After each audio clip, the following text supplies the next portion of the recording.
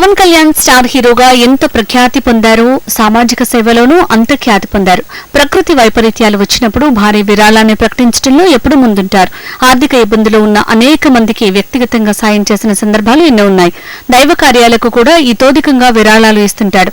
ఆంధ్రప్రదేశ్ రాష్ట్రంలో ఆర్థిక ఇబ్బందుల వల్ల ఆత్మహత్య చేసుకున్న కౌలు రైతుల కుటుంబాలకు ₹1,00,000 చొప్పున సాయం చేస్తూ మానవత్వాన్ని చాటుకున్నాడు పవన్. తండ్రి బాటలో నడుస్తూ తనయుడు అఖీరానందన్ చిన్న వయసులోనే ఆదర్శంగా నిలుస్తున్నాడు. పవన్ కళ్యాణ్ అలానే అతని ఫ్యాన్స్ పలు సందర్భాల్లో రక్తదానం చేసిన విషయం తెలిసిందే. ఆ సంప్రదాయాన్ని కొనసాగిస్తున్నాడు అఖీరానందన్. ఏప్రిల్ 8 నాటికి అఖీరాకు 18 ఏళ్లు నిండాయి. ఈ సందర్భంగా తొలిసారి రక్తదానాన్ని చేసి ఆదర్శంగా నిలిచాడు.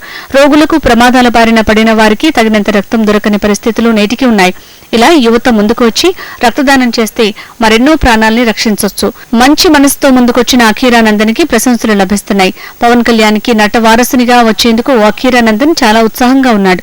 అందుకోసం అతను చేస్తున్న పలు ప్రాక్టీస్లు నెట్టింట వైరల్ అయ్యాయి. కర్రసాము, గుర్రపు స్వారీ, బాక్సింగ్లలో స్పెషల్ ట్రైనింగ్ తీసుకుంటున్నాడు. యాక్టింగ్ స్కిల్స్ తో పాటు అదనపు ఆకర్షణల్ని జోడించడానికి మంచి జోష్ గా ట్రై చేస్తున్నాడు.